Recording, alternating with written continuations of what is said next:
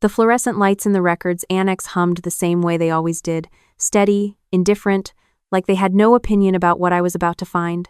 I was 29 years old, a JAG paralegal at Naval Station Norfolk, and I had been in that building so many times I could navigate it with my eyes closed.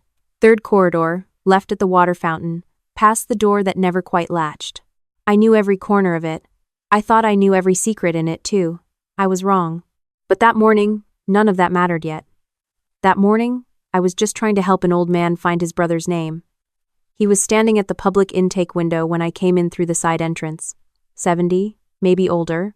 A Vietnam-era veteran's hat sat on his head, pins lined up in a row so precise it looked like a formation. He was pressing a folded paper against the glass, and the petty officer on the other side was shaking her head slowly. The way people do when they've already made up their mind. I almost walked past. I had a stack of case files waiting for me. I had a deposition prep at 11. I had a supervisor who counted minutes the way other people counted money. But something made me stop. The man's hands were moving, not gesturing the way frustrated people gesture signing. American Sign Language, deliberate and pleading. And the petty officer behind the glass wasn't responding. She was just watching his hands like they were speaking a language from another planet. I set my bag down. I had learned ASL when I was 12 because my younger brother was born with profound hearing loss. My mother used to say I picked it up faster than she did, faster than anyone in the family. For years, it was just the way my brother and I talked across the dinner table, across crowded rooms, in the back seat of the car, on long drives when our parents thought we were asleep. I hadn't lost it. Some things you don't lose. I stepped up to the window and signed to the man. "Can I help you?" He turned. His eyes went wide for just a second, that particular expression I had seen on my brother's face 100 times, the one that meant you actually see me, and then he steadied himself and began to sign back. His name was Mr. Clarence Webb. His younger brother, Specialist Dennis Webb, had served in the Navy during the Gulf War. Dennis had been killed in action in 1991. Clarence had come to the records, annex, with a letter from the Department of the Navy informing him that his brother's service medal, a Navy Commendation Medal awarded posthumously, had been improperly documented. The letter said the medal had been listed as undelivered and the case had been closed. It said Clarence could submit a formal inquiry. It gave him a form number and a processing window of 180 days. He had been trying to submit the inquiry for 3 weeks. Every time he came in, he was told to use the online portal. Every time he used the online portal, it rejected his case number. He had no email address. He was 72 years old and he had taken 3 buses to get here, and he just wanted someone to help him find his brother's name. I looked at the petty officer behind the glass. I said, quietly, "I'll take this one." She looked relieved in the way that meant she had never been planning to help him at all. I brought Clarence into the side consultation room, the small one with the fake plant in the corner, and we sat across from each other, and I pulled up the inquiry form on my workstation, and we went through it together, him signing and me speaking aloud as I typed, both of us working in 2 languages at once. It took 40 minutes. When the submission confirmed, he pressed both hands flat against the table and closed his eyes for a moment. Then he looked at me and signed. My mother waited 30 years. She never got to see this. I didn't have anything adequate to say to that. So I just signed back. We started it today. What I did not know was that someone had been standing in the corridor outside the consultation room the entire time. His name was Rear Admiral Thomas Calloway. I found that out later, much later, after everything had already changed.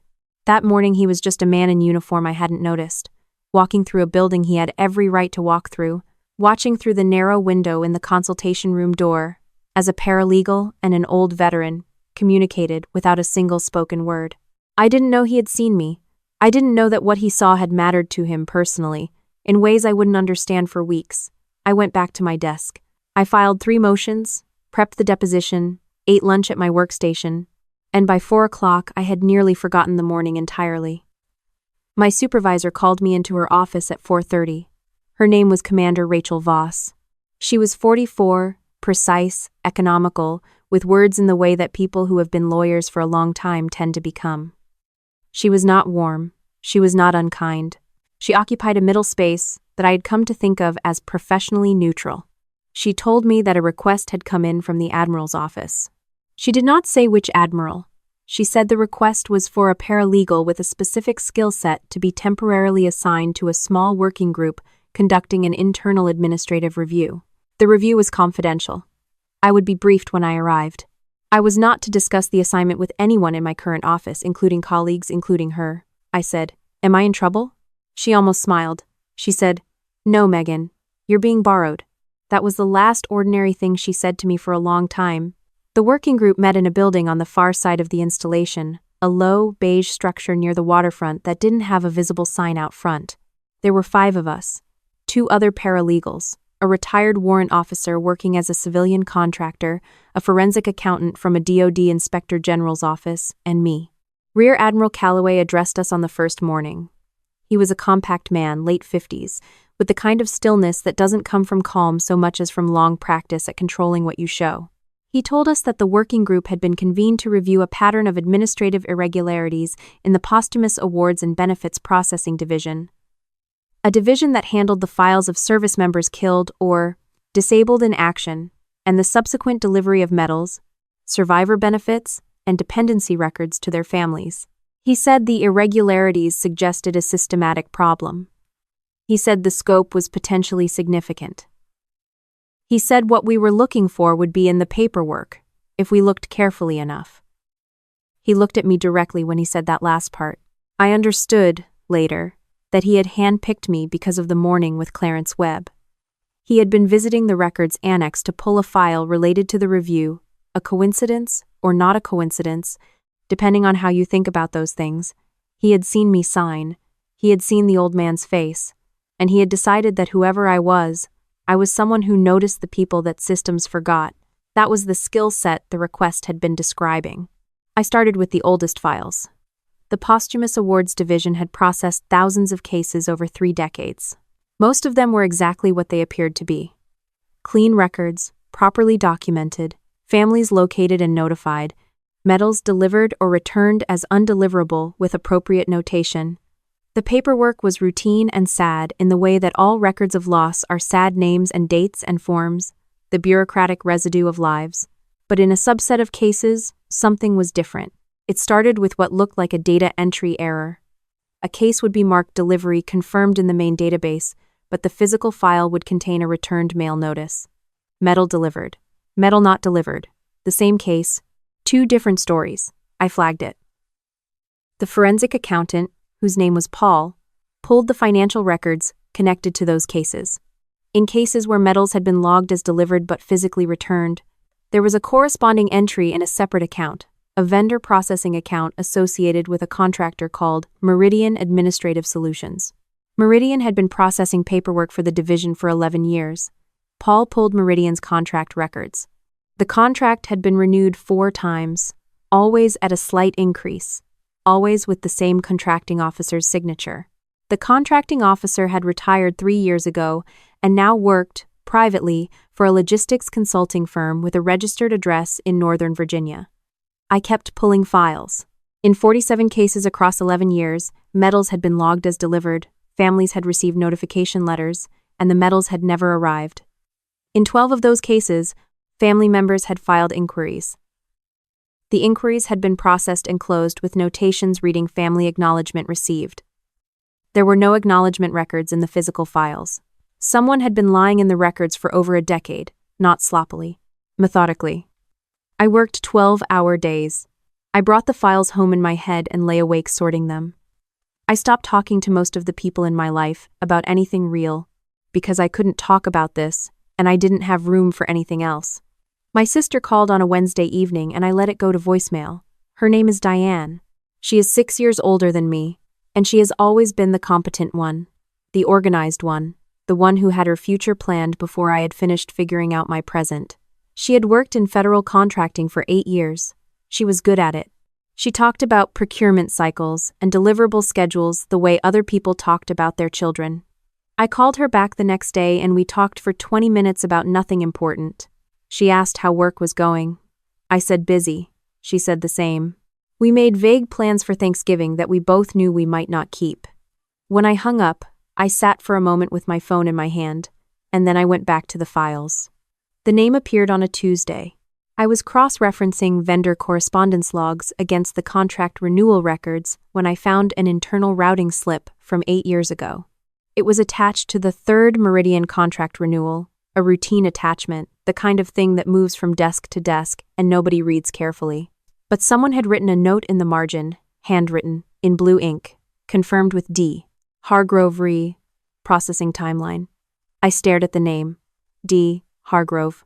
My sister's married name, the name she had taken when she married and kept after the divorce, was Hargrove. Her first name was Diane. I told myself it was a common enough name. I told myself the initial could stand for dozens of names. I told myself I was looking for connections because that was my job, and sometimes the mind manufactures them. I pulled every document in the Meridian contract file that included the name Hargrove. There were 11 of them, spanning 7 years. The references were always facilitating. I kept coming back to that word. Diane had worked for a federal contracting support firm called Keystone Logistics from 9 years ago until 4 years ago. Keystone had been a subcontractor on several DoD administrative services contracts. I had known this in the vague way you know things about a family member's job. I knew she worked in contracting. I knew it was federal. I knew she had meetings in Northern Virginia. I had never known, or never asked, which contracts. I pulled Keystone's subcontractor records. Keystone Logistics had been a registered subcontractor under the Meridian Administrative Solutions contract for 6 years. My sister had spent 6 years processing paperwork for the company that had spent 11 years stealing medals from the families of dead service members. I sat in that quiet, beige building near the waterfront, and I looked at the document on my screen and I thought about Clarence Webb, pressing his hands flat against the table after 30 years of waiting. I thought about his mother, who had died without seeing her son's name honored. I thought about 47 families who had received letters saying something had arrived that never did, and I thought about my sister. I did not call Diane. I want to be clear about that. I know how it looks, the paralegal on a confidential review who tips off the subject, and I did not do it. I had signed an NDA, I was under direct orders, and beyond all of that, I had looked at those 47 files and I understood what was at stake. But I drove to her house on a Saturday morning. I told myself I was going because I needed to see her face. I told myself that wasn't tampering, wasn't disclosure, was just a sister visiting a sister. That was a lie I told myself, and I have had a long time to sit with it. I didn't say anything about the review. I sat in her kitchen and drank coffee, and watched her move around the room and tried to find in her face something that would tell me whether she had known, whether she had looked the other way, whether she had done the paperwork and collected a fee and told herself it wasn't her concern where the medals went. She was cheerful that morning. She had new curtains. She showed me a trip she was planning to Portugal. I drove home, and I did not sleep. The review concluded in its 9th week. The findings were delivered to Admiral Calloway in a 40-page report that Paul and I had drafted together over the final 2 weeks, working in shifts. The report documented 11 years of systematic fraud in the posthumous awards processing chain, 47 confirmed cases of medals logged as delivered but retained or destroyed, 12 suppressed family inquiries, and a financial structure in which processing fees had been collected by Meridian for services never rendered, with a portion of those fees routed through subcontractor accounts. Among the subcontractor accounts identified in the financial analysis was an account associated with Keystone Logistics. My sister's name appeared in the report 4 times. Each time as a point of contact. Each time in the context of processing confirmations that the report identified as fraudulent. I did not add her name. I did not remove it. I documented what the records showed. The morning Admiral Calloway received the report, he asked me to stay behind after the rest of the working group had left. He sat across from me in the small conference room, and he was quiet for a long moment. Outside, I could hear the water. Norfolk always smells like water and metal, like the harbor is always just 1 room away. He said, "You know one of the names in this report." I said, "Yes, sir." He said, "Is there anything in here that isn't accurate?" I said, "No, sir." He looked at me for a moment longer. Then he said, "The families of those 47 service members have been waiting for something. Some of them have been waiting for decades. That report is the beginning of them getting it." He paused. "I want you to know that I understand what it cost you to write it." I didn't trust my voice right away, so I just nodded. The investigation that followed was handled by the Naval Criminal Investigative Service and the DoD Inspector General's Office. It took 7 months. I was interviewed twice, provided additional documentation 3 times, and spent a significant portion of those 7 months not sleeping well and not saying much at family dinners. My parents did not know, for most of that time, why Diane and I had stopped talking the way we used to. Diane was not arrested. The criminal referral for the primary fraud centered on the former contracting officer and 2 senior employees of Meridian Administrative Solutions. Diane's involvement, as the investigation determined, had been at the level of administrative facilitation. She had processed paperwork and collected standard subcontractor fees, and the government could not prove, in the end, that she had known the nature of what she was facilitating. Whether she knew is something I have asked myself many times. It is something I have never asked her directly, because I don't know if I trust myself to believe whatever she would tell me. What the investigation did determine was that Meridian had collected processing fees on fraudulent delivery confirmations for 11 years, that the former contracting officer had received a portion of those fees routed through a shell entity in Maryland, that 47 families had been told their loved ones' medals had been delivered and honored when they had not. The remediation process began 6 months after the report. The Navy identified and contacted all 47 families. New medals were ordered, properly documented, hand-delivered where possible. In cases where the original family recipient had died, the medals went to the next of kin. Specialist Dennis Webb's Navy Commendation Medal was delivered to Clarence Webb on a Thursday morning in April, by a uniformed officer who drove to his house in Chesapeake and stood on the front porch and presented it with full protocol. I wasn't there for that. I read about it in the case closure documentation. One line in a report, the kind of line that doesn't look like much from the outside. I read it 3 times. Admiral Calloway submitted a commendation for my file in the spring. My supervisor, Commander Voss, called me into her office again, the same desk, the same careful neutrality in her face, and told me the commendation had been approved and would be entered into my permanent record. She said, "I still don't know exactly what you did." I said, "I looked at the paperwork carefully." She almost smiled again. This time she let it go slightly further than last time. My brother came to visit that summer. He drove down from Philadelphia, arrived on a Friday evening, and we sat on my small porch with takeout containers between us while the humidity settled over Norfolk like a second sky. He was 26. He had a job he liked, an apartment he was proud of, a life that looked nothing like the scared kid who used to sign to me across the back seat of our parents' car because the silence felt safer than speaking out loud. I told him about Clarence Webb, not about the review, not about Diane, not about any of the things that were still under seal or still too raw to say in the open air. Just about that morning at the intake window. The old man with the veteran's hat and the row of pins lined up like a formation. The petty officer who had stopped understanding. The submission confirmation that had taken 40 minutes and mattered 30 years. My brother was quiet for a moment after I finished. He signed without speaking, the way he does when something matters more than words. "That's why you learned." I looked at him. "That's always been why," he signed. "You just had to find out where to use it." The following February, I transferred to a new assignment with the Inspector General's liaison office. The work is slower in some ways and faster in others. There are more files than there are hours in a day, and most of what I find in them is ordinary, and occasionally something is not. I think about Clarence Webb sometimes, on the ordinary days. I think about 47 names on a list that used to mean nothing to anyone processing the paperwork, and what it means to be the person who finally reads carefully enough to see that they mean everything. Still sign. My brother and I text sometimes, and call, and sign over video when neither of those feels like enough.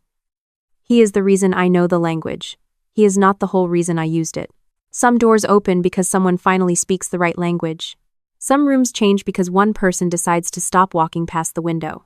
I was a paralegal at a naval station who happened to know a second language, and a retired admiral happened to be in the right corridor at the right moment, and an old man had been waiting for 30 years. I don't think much about the things that had to line up for that morning to happen the way it did. I think more about what it means that they did. The records annex at Norfolk still hums under fluorescent lights. The water fountain is still past the second turn. The door at the end of the corridor still doesn't quite latch, but 47 families have their names back. That's the part I come back to, every time.